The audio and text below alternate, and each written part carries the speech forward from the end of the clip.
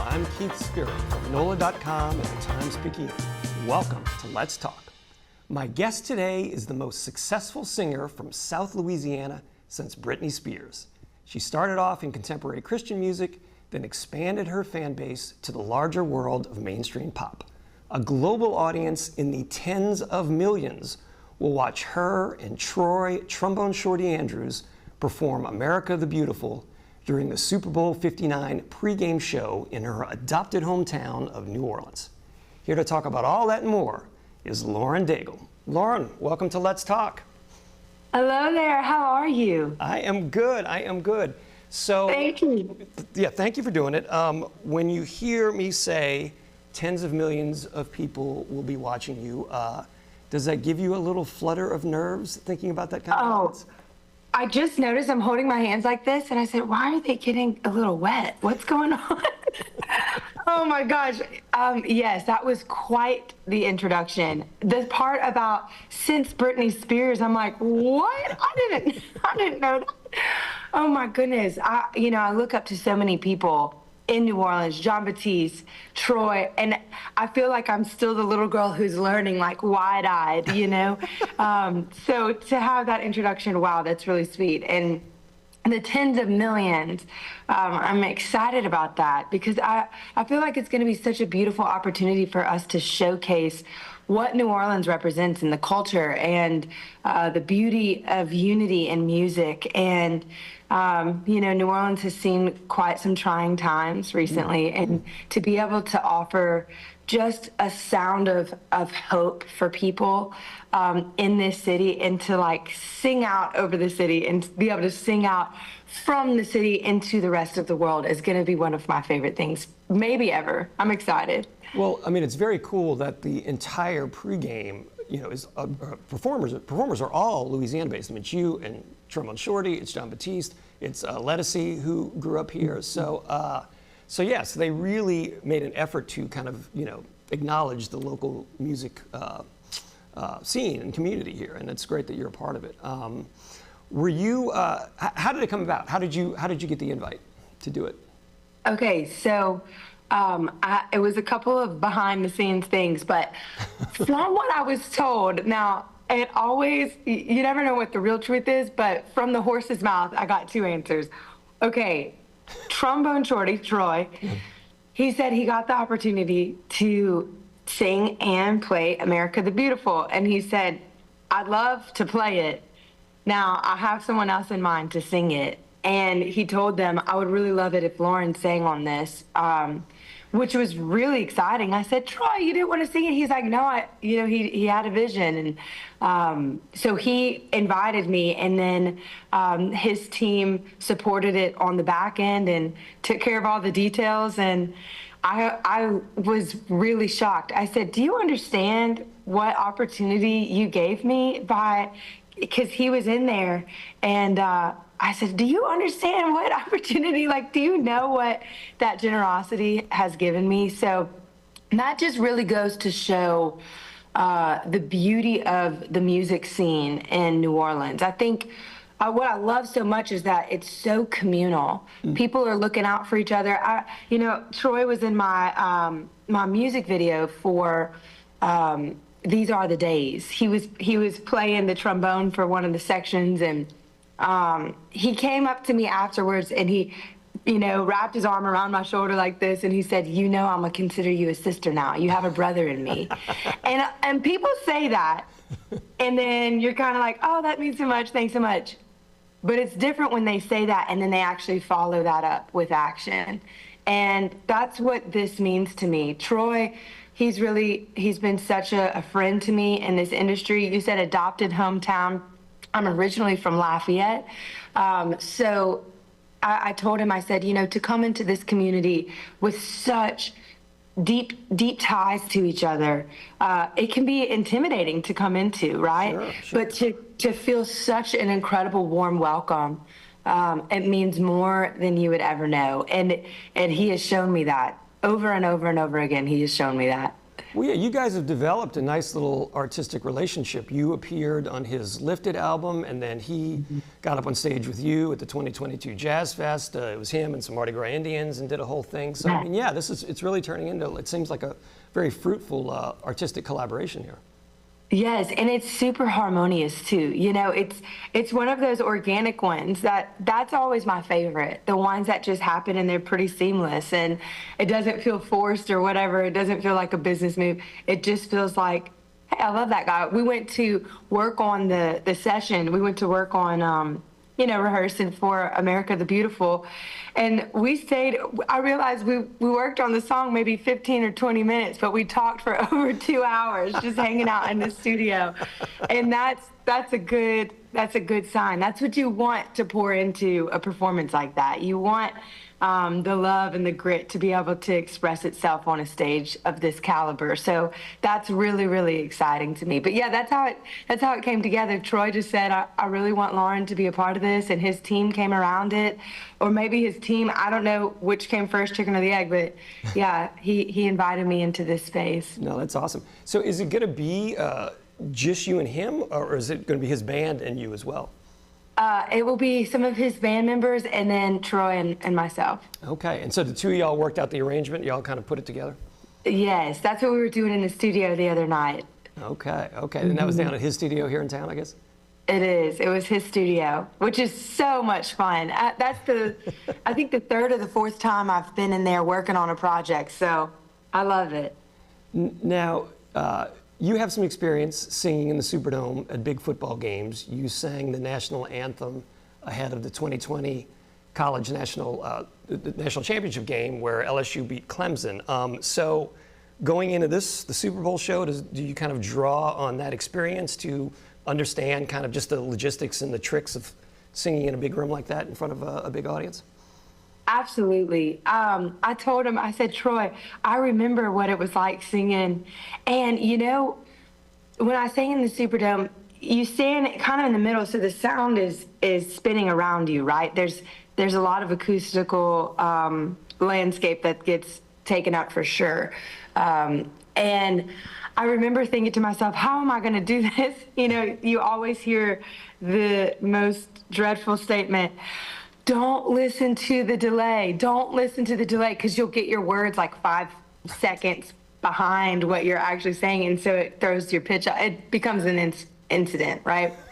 And I remember in that moment, I was so excited. This is going to sound terrible, but this is the truth. I didn't even pay attention to the delay because I was so excited that LSU and Joe Burrow was in that game. That I'm talking, all I kept thinking was just get through the song, because the sooner you get through the song, it's kickoff, baby. We're about to have a blast.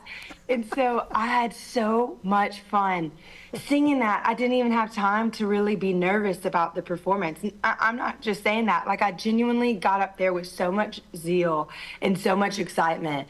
And so I feel like it's going to be another one of those moments of, like, I love when people come together. I love when people have something to celebrate that unifies people. You know, it's the thing that it fills me up so much. I can't express how it makes me just engaged with a performance like that. It really changes things for me. And then to be able to sing those beautiful words about our country, that really inspires me. It fills me up. And to be able to sing before so many people who love this country as well and love the sport of football, it's going to be a blast. So, yeah, the acoustics are definitely something you have to pay attention to. But for whatever reason, it didn't trip me up last time, and I'm fingers crossed it'll do it again. That's how we'll do it again. Awesome. If you're just tuning in, my guest today is singer Lauren Daigle. Yeah, you may have been the secret ingredient that helped push LSU over the top in that Clemson game. Having an LSU Tiger singing the national anthem, that could have helped them. So. Yeah, prior they said, whatever you do, don't wear LSU colors. We know you're an LSU fan. I said, how am I supposed to go to this game and not wear, you know, I had the outfit on there, like, on camera, you cannot choose sides of what, you know. And I said, okay. So I wore that suit But the second we were off stage, I turned into my LSU stuff and went upstairs and watched the game. Well, that suit, it almost had a little purple hue to it, so maybe that was a subtle nod to the Tigers. Yeah, subtle nod, okay. What's the trickier song to sing, the national anthem or America the Beautiful? I would say the national anthem, just because it's lengthy, you know, you have to really, I don't know why everyone says that that's the one that you, the words you have to really pay attention to. But I think it's because of the repeat. There's a repeat phrase that melodically that can bring you into a different section. So I would say that America the Beautiful is probably a little bit easier. I think the national anthem is lengthier, and that song has quite an emphasis on it. Yeah. Around the country, you know, so I think that plays into it as well. But we should just talk about some of the most insane national anthem performances on the planet. Whitney Houston Super Bowl. Are you kidding me? Yeah. Chris Stapleton. Yeah. Are you kidding me? Those two, they go down in history. But I'll say this. I had a little sneak preview. John Batiste came to Nashville, Tennessee, and he played at the Ryman, and he was doing this piece, and in the middle, this was probably about a year ago. In the middle of the piece, he turns and goes into the national anthem. Have you seen this? I have not seen it, no. Okay, he turns and goes into the national anthem while he's just playing. And I looked over at my friend and I said, if he does not sing or play the national anthem for a Super Bowl, they are missing it. This is the most incredible thing I have heard. This is Whitney Houston status. This is Chris Stapleton status. This is wild. And when I got the news that he was the one doing that, I was like, yes! Yes! I was so excited. I was hoping that it was going to be him. So I think he's going to do an incredible job. I hope he's playing and singing. That's my hope, but I don't know what his arrangement is. Oh man, you called it though, huh? Him getting the gig. That's cool. Yes, I know. Well, you go first, right? And then he'll be after you, I think, right? Correct. Right? Okay. Yeah. So will you stay on the sideline to watch him up close? Absolutely. If they let me, you know, there's a lot of regulation and stuff. Sure. So if I'm allowed to stand there, 100%. And obviously you're going to stay and watch the game, I guess. Yes. How can you miss it? I've never been to a Super Bowl. Have you? I've been to a couple of them, yeah, covering it. When the Saints won, I was at the one where the Saints won in 2002 in Florida. And I was at the last one in the Dome when the lights went out, you know, when the power outage after Beyonce's performance. So yes, I've been to a couple of them. Yeah, they're fun. They're a football game, ultimately. You know, ultimately it's a football game with some really cool entertainment built in around it. Well, I wonder if you do a good job singing, if you'll get to watch the game from Taylor Swift, with Taylor Swift in the suite with the Kelsey family. Oh my gosh. I thought about that. Someone said, you better hope that the Chiefs get to the Super Bowl because you're going to meet Taylor Swift.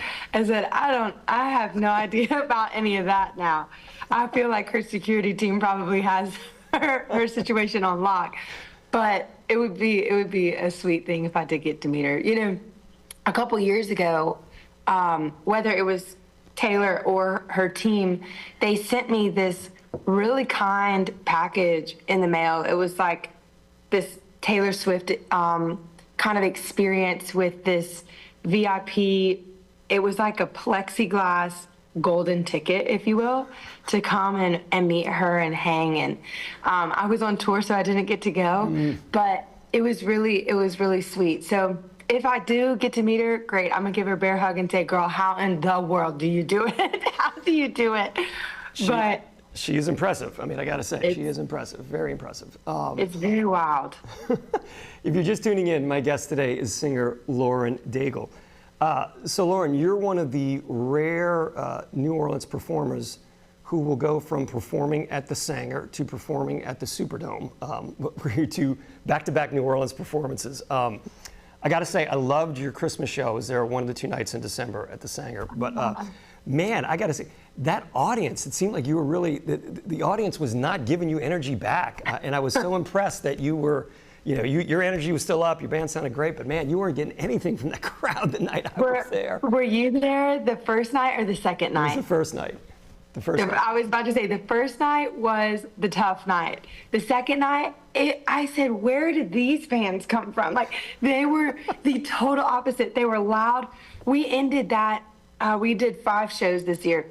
And I said, we ended that 5th show in New Orleans on such a high because that crowd was amazing. They were so much fun. But that first crowd, I was like, whoo, y'all making us work tonight. I was like, this is, but you know what? It's so funny. I remember the first time I went to, I think I was opening for someone, and I don't remember who, but I remember having the conversation with myself.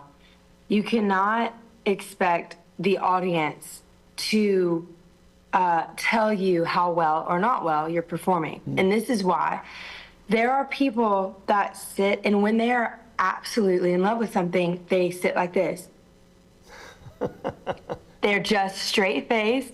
They're soaking it up. They're taking it in. They're like, wow. And I have been that person at a show before, like in complete awe that I can't, my facial expression shows nothing. I look like it doesn't, because I'm just truly absorbing it. I've also been to concerts where I am running around screaming at the top of my lungs because somebody did something just so musically inspiring. So I've been to both and in the room. And I told myself, when you go and you perform, don't put the expectation on the crowd. Just put the, this might not be good, but put the expectation on yourself to love the performance, to have a great time, to perform as best as you can. Let that be where the expectation is. Don't expect anything from the audience, you know? And a lot of times what that lack of expectation does is when they do show up, it brings the show from, you know, of 10 to 100. It's kind of a special thing. You definitely feed off of the energy. I always tell people that the audience is, I have 12 or 11-piece band on stage with me, 12-piece band on stage with me. And I always say they're the 14th instrument. If I'm the 13th, they're the 14th instrument, because it's really impressive the way that I will change the way I sing. The band will naturally change different things that they play, different licks, their tone. It's really amazing how much a crowd can really feed into the way that their experience sounds, the way the set sounds. We also change the set based on the crowd a lot of times. And it's from a space of, okay, what are they trying to tell us tonight? Where do they want us to guide them, you know? So there's a beautifully unique relationship that happens with an audience, but also going into that relationship, it's like a healthy marriage. Don't expect anything from the other side. So when you get something, it's really beautiful. That's kind of how it is with music and with the audience. And like a healthy marriage, sometimes you're running around and having a lot of fun, and sometimes you got to be able to sit in silence and just take it out. So, that's it. Having been married for 20 some odd years, I know this lesson well. Wow, amazing. That's impressive. That's inspiring. Oh, yeah.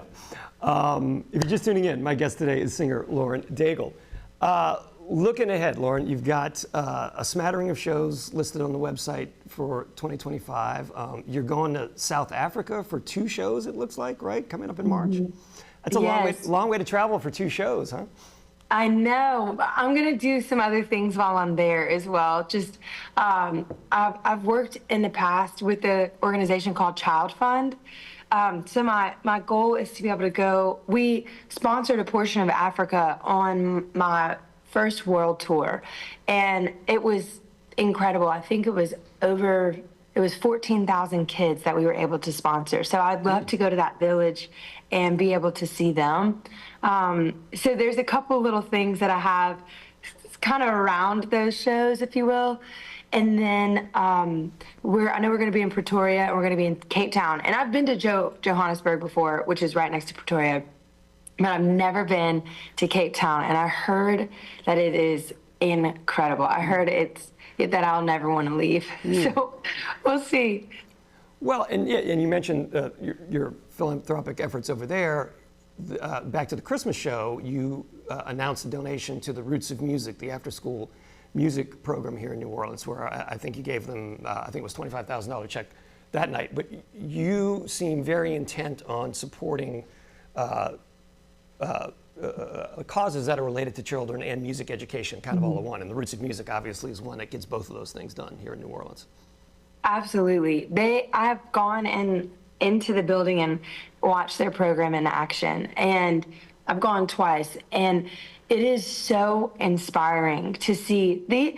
These are men and women that care for the next generation. They see the need, they meet the need, and they encourage these kids with confidence. They give them purpose, they give them a skill, they increase their learning capabilities because they not only teach them music, but they do all of the after school, their homework with them. They give them a snack, they give them a meal.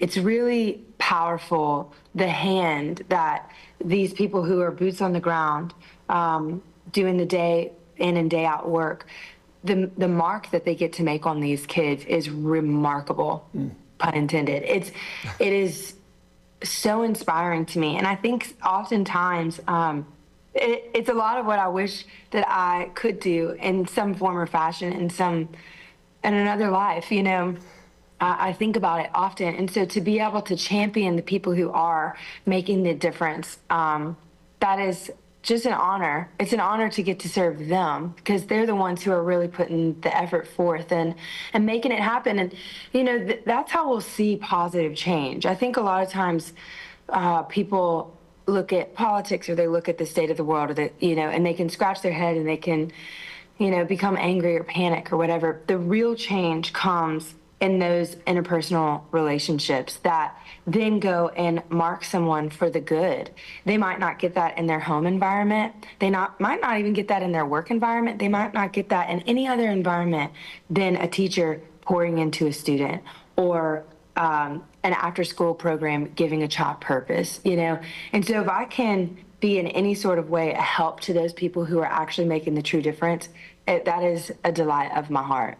Absolutely. And through the Price Fund, your philanthropy, you've given hundreds of thousands of dollars to these various causes. And I think that's, to your credit. You've had a lot of success and you're able to funnel some of that success to lift up other folks, which is a great thing to do.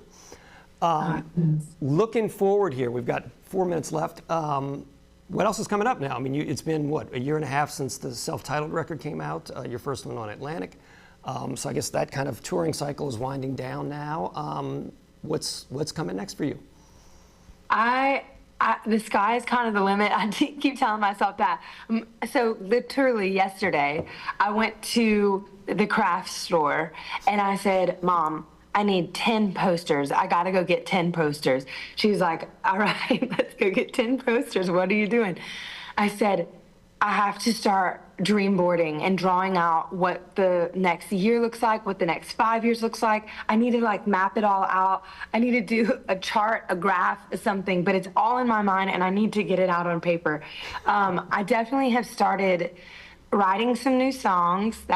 I feel like the second touring winds down, it's kind of like, it's rocket fuel, if you will.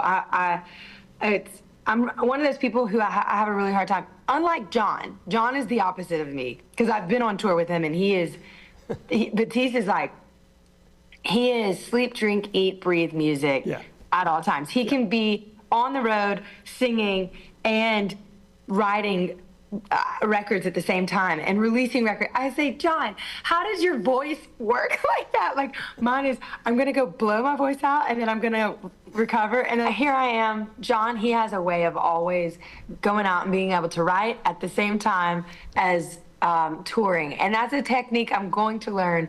But in the meantime, we finished touring and now I'm kind of just taking a break. And what naturally comes when I just rest is I find myself sitting at the piano and starting to write again. So I definitely can see that happen in the next couple of years, having another record out. And then also the Prize Fund is something that I look forward to really building. I was having a conversation not too long ago with the Attorney General this month, and she was telling me, Lauren, I can see the passions that you have. You should go to law school. And so, before I got into music, I was planning on going to law school. So there's some of these other dreams that I have that I would love to take time to expand upon, and rewrite legislature for children and be able to be kind of a voice for kids in foster care, or, kids that have experienced domestic violence and things like that. That has always been something that's been really close to my heart. And so to actually have time to be able to work on some of those things would be really, really special. So I think it's the combination. Music will never leave me. It's just that is just a natural part of who I am. But I also want to see, okay, what does the next season of life look like as well? Who knows? Well, but I'm excited. Sounds like you got a lot to write on those dream boards, on those poster boards. That's right. That's it. Well, meanwhile, we will see you in the Super Bowl pregame show. Best of luck with that, and your brother, Trombone Shorty. Look forward to seeing it. Awesome. I cannot wait. Thank you so much. Thanks for the time. You bet. Thank you, Lauren Daigle, for being on the show. I am Keith Spera. I will see you again next week on Let's Talk.